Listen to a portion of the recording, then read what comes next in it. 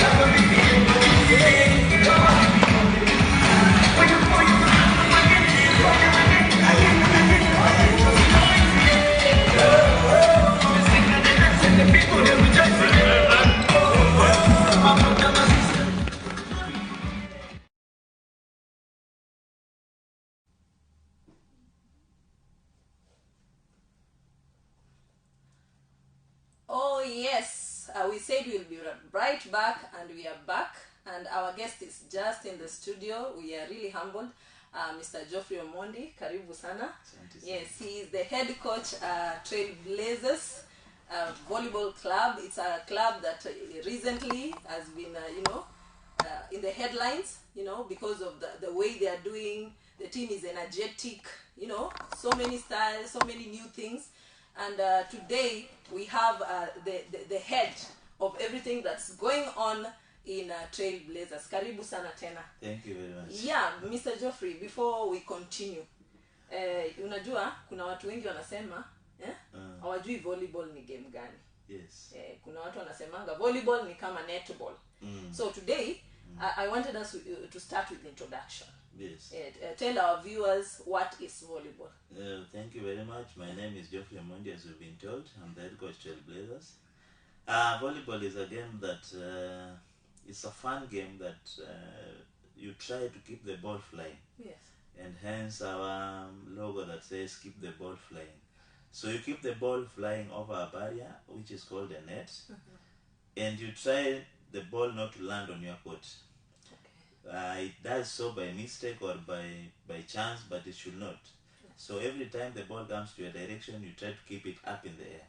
So that's why you keep the ball flying. Yes. It's an enjoyable game, a nice game, entertaining, and really satisfying for those who have eventually do it. Great. Yes. You've given the best introduction. Ingekuwa ni mimi ningeanza kuna net hapa, alafu wao wanarusha ball iko na yellow na blue, ikivuka mko na point. But you've given a very good explanation. Yes. Take us through your journey as a volleyball player. It has been quite a long time. I started playing volleyball in the year 1995. I know a number of viewers back then are not yet born. But I know a number of viewers back then are not yet born. Is that were there in school. I found myself in the volleyball team. And I enjoyed the game because it gave me an opportunity to travel, an opportunity to have lunch in school, which was not something that was common. And those were the motivators that kept me in the game. But later I realized that game is such an interesting game. So I played the game in school. After 1 year, when I joined the volleyball team, I also found myself playing for a club. Back then it was Stima Kisumu. And it gave me more impetus to continue the game because I realized this thing, it makes me travel, it gives me a little allowance, it gives me time to interact with the people. So I played out of school. I played for Telecom. Then I moved to Nairobi.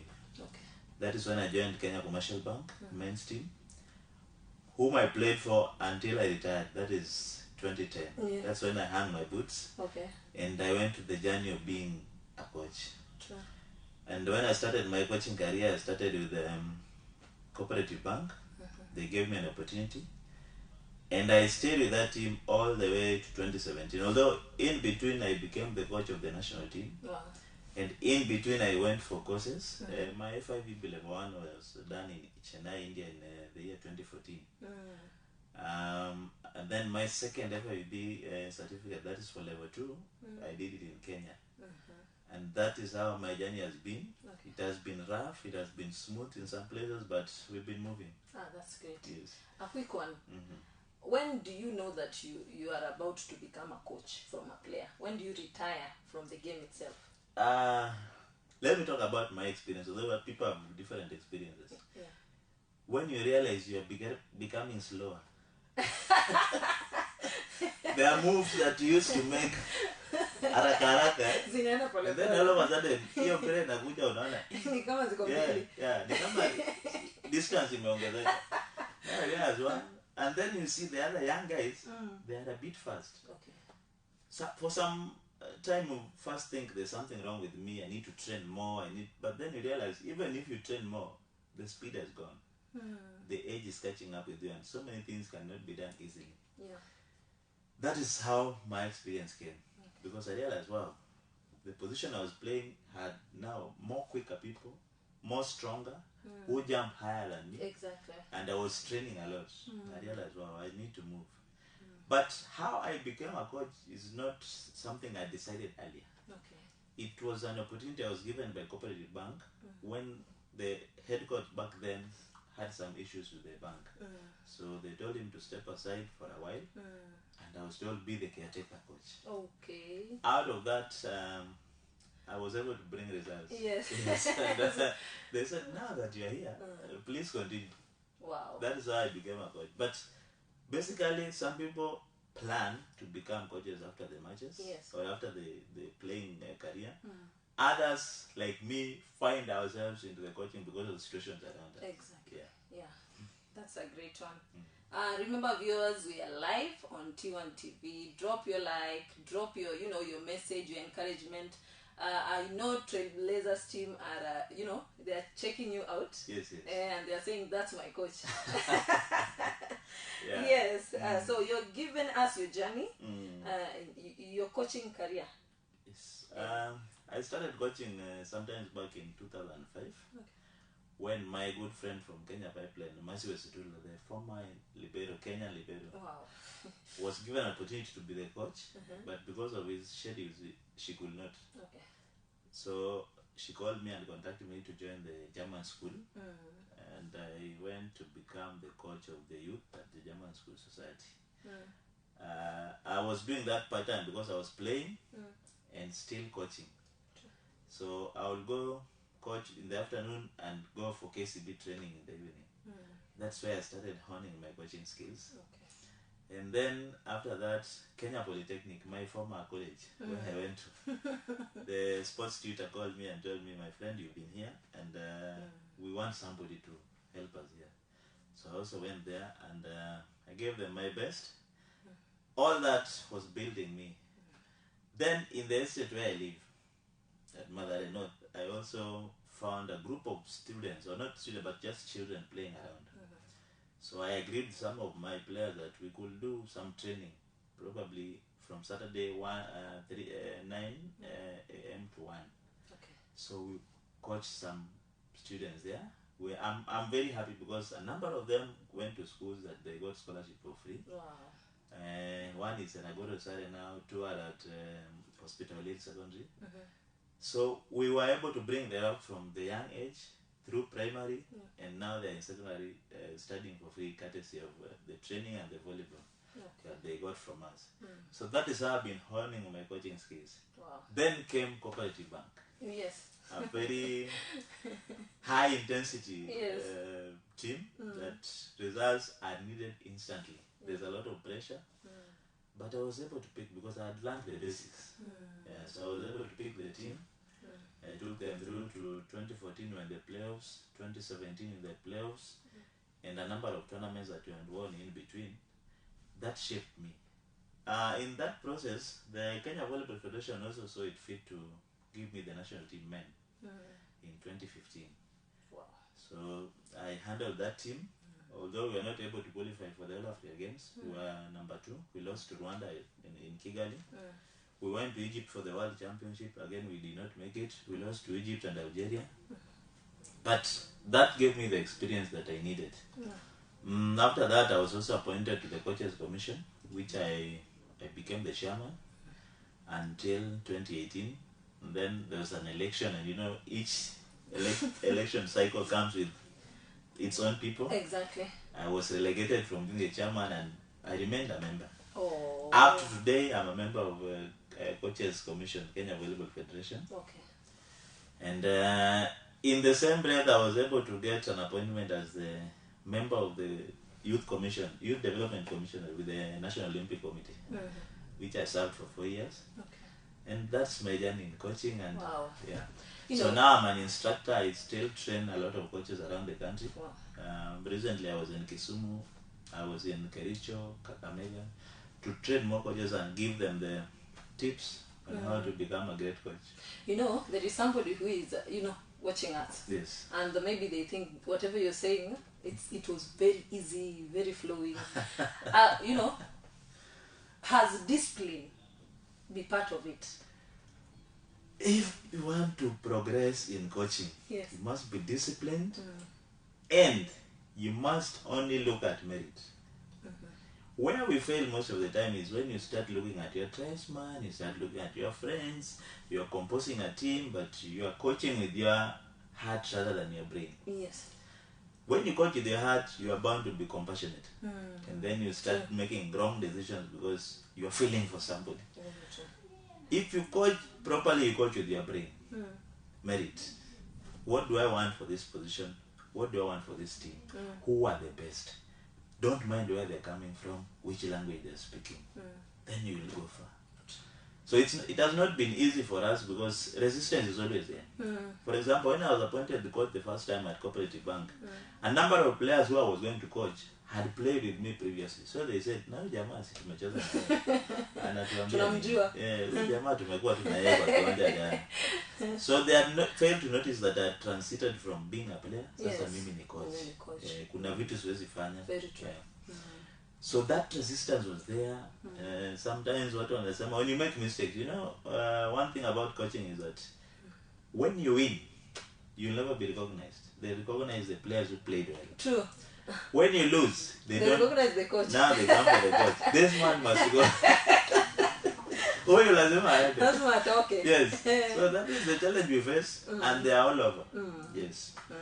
There's also one thing that I have to mention, although there are appointments that are made by the Kenya Volleyball Federation Executive Council. The lobbying around it. Yes. Especially on the Olympics and the All African Games, because of the money involved. Okay. The rewards that are involved, the returns. So people lobby so much, sometimes the federation makes a mistake. But sometimes they do with the right appointments. But I guess that is how the journey of life goes. Exactly. Yes. Yeah. And sometimes you cannot, sometimes you'll make a decision that, it will not please it will not please everyone. Yeah. Speaking of rewards, our viewers, today we have a reward. and it will come in form of a lunch. We are having a question concerning volleyball. You know, today is all about volleyball. Yes. And if you are able to answer this question, trust me, you drop your comment there at our page, T1 TV, and then you mention the answer. Put your number there. Hapo tu tunakuwekea hiyo lunch ya 1000. So answer itakuwa ina question itakuwa ina run kwa screen yako. If you are able to answer that, mnasemanga volleyball ni rahisi. Nasemanga volleyball ni rahisi sana. Kwa wale wanajua. Yes. So most of the time this game, you know, this game tangu kitambo ilikuwa ijulikani sana. Yes. Na unaweza linganisha now and before. Can you just compare, because I believe umetoka to that age mali tulikuwa tukipiga service service for viewers na hope mnaona mikono zangu.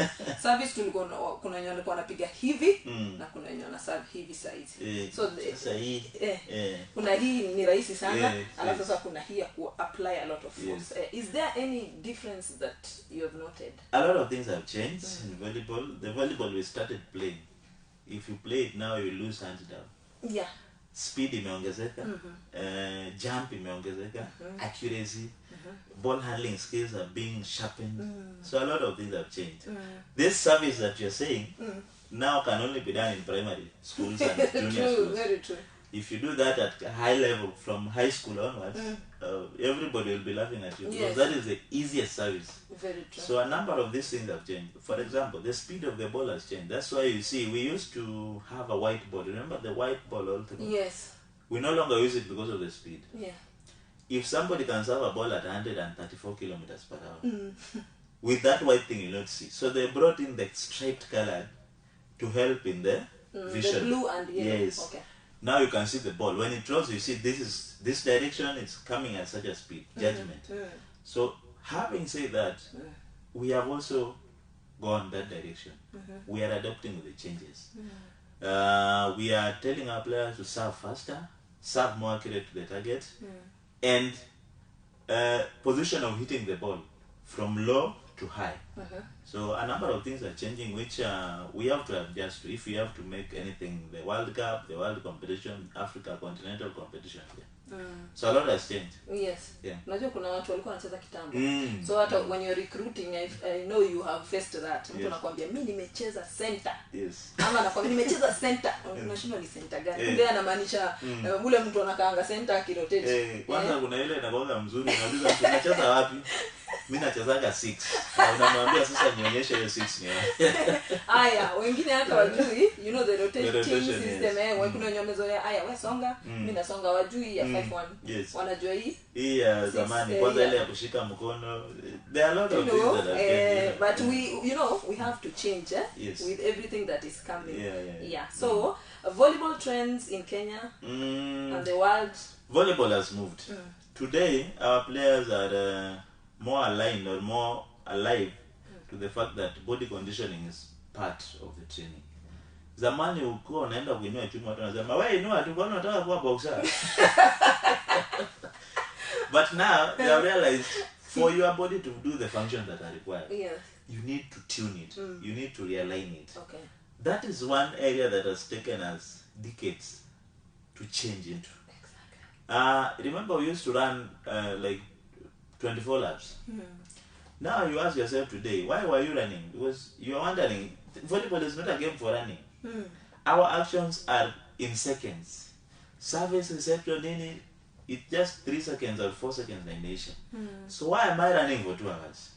So we came to look at those things, and players have now started realizing we should adjust to the new environment. Exactly. Food. Mtu anafikiria kula chapati 6. Ndio sasa anakuwa na nguvu. Now we have involved the nutritionists. Yes. Wanakuja wanasema, in fact in my team trailblazers, they first resisted a lot. But we told them, guys, this is the way. Uweze kula chapati 6. Walisema bana unatutesa. Mnaambiwa nyama ina take 4 hours digestion.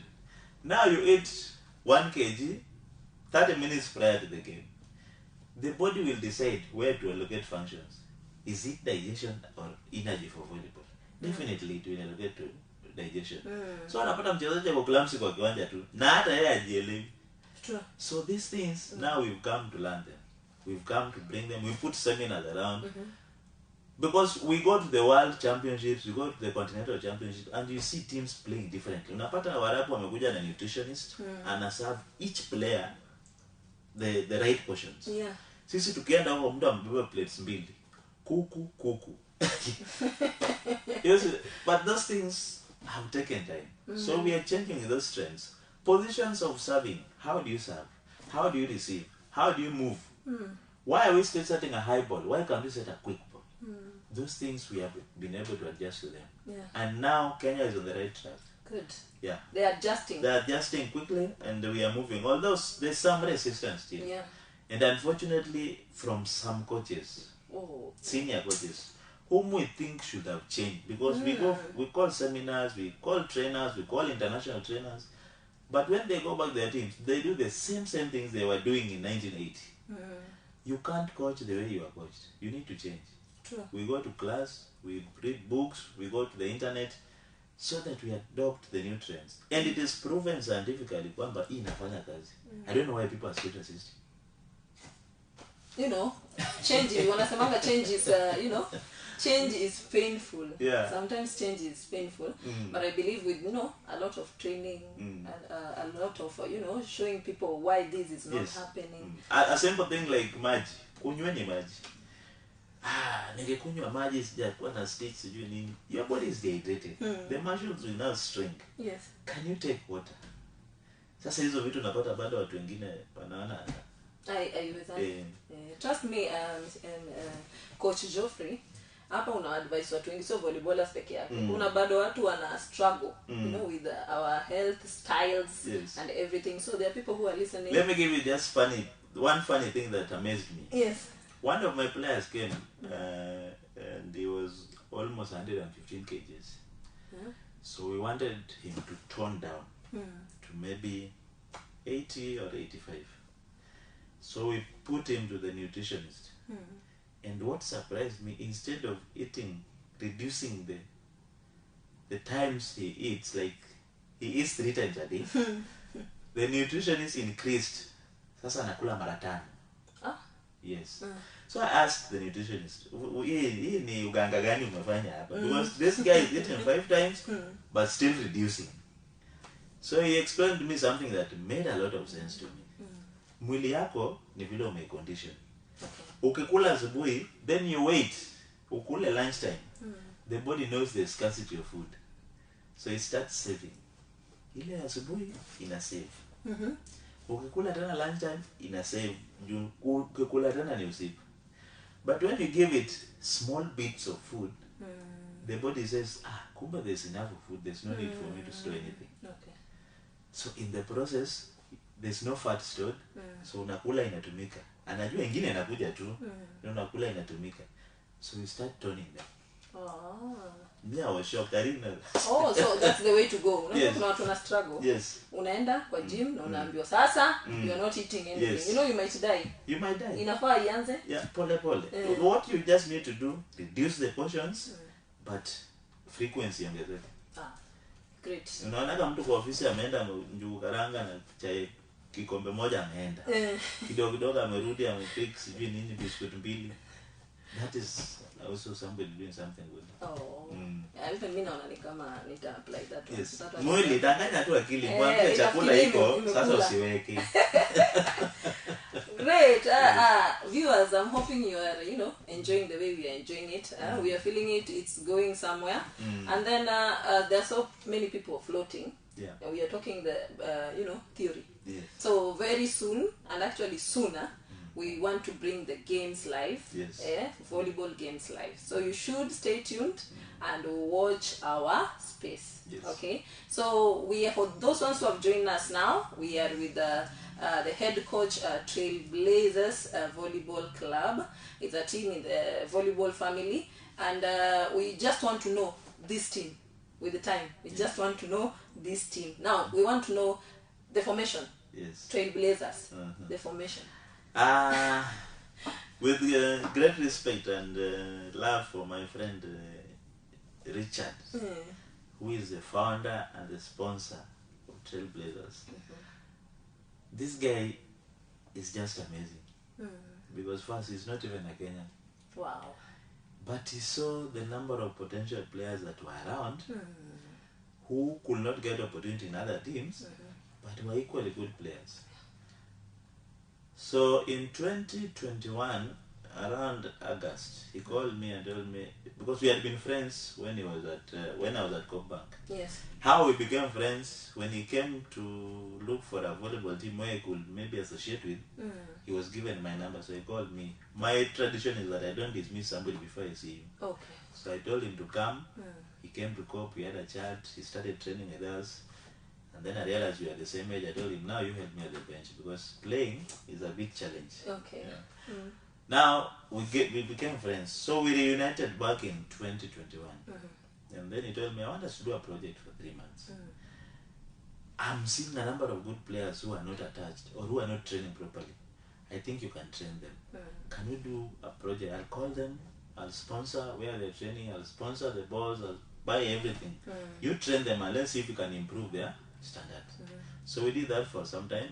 And then when the season for 2021-2022 started, he went to one of the teams, I'll not mention the name, and then these good players were dropped. He was so sad. Actually, he shed some tears and said, what can I do to these players? How can I just let them go? So he said, I'll sacrifice, I'll start a team. So he called me, told me, my friend, I'm putting the team in the league.